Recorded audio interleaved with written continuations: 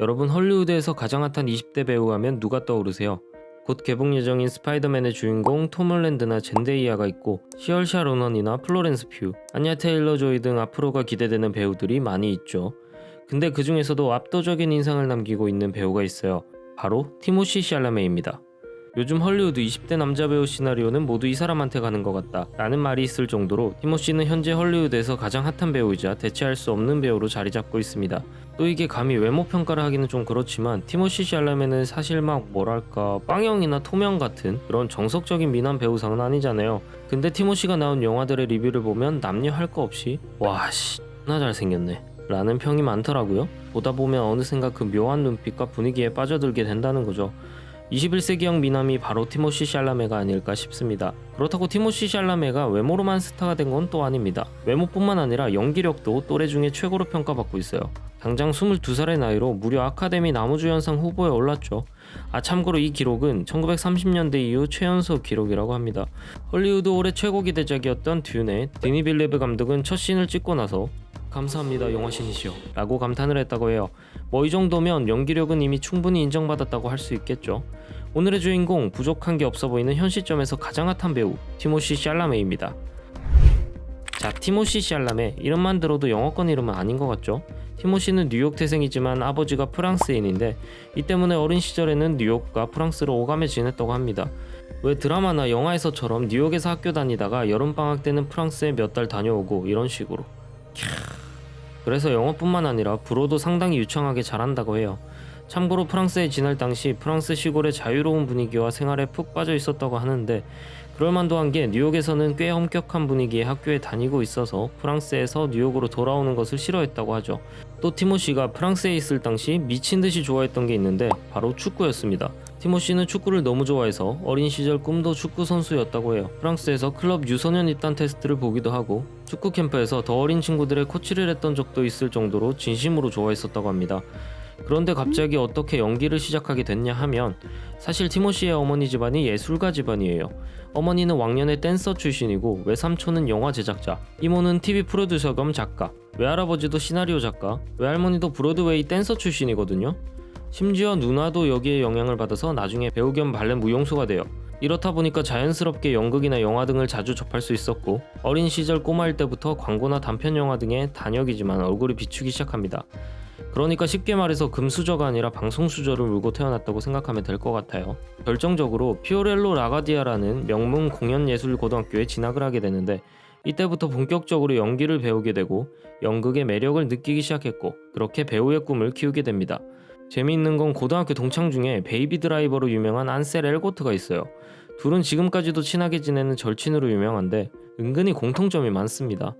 이 친구도 예술가 집안에서 나고 자란 연기 수저인데다가 둘 다 농구를 좋아해서 지금도 둘이서 NBA 경기를 보러 가기도 하고 2017년에는 둘 다 주연작이 대박을 치면서 나란히 골든글러브에 노미네이트 되기도 했었죠. 물론 둘 다 못 받긴 했는데 아무튼 티모시는 장편 영화 데뷔작에도 안셀 엘고트와 함께 나오거든요. 맨 우먼 앤 칠드런이라는 영화인데 사실 꽤 중요한 역을 맡은 안셀 엘고트와는 달리 두들겨 맞는 장면 외에는 비중이 거의 없어요.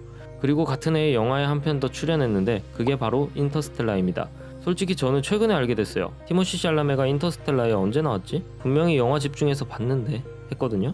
알고 보니까 쿠퍼 아들 역으로 나왔더라고요. 그 동생이랑 오지게 차별 대우받는 비운의 캐릭터랄까? 영화판에 데뷔는 했는데 계속 본인 생각보다 비중이 적은 역할만 맡다 보니 실망도 많이 했다고 합니다.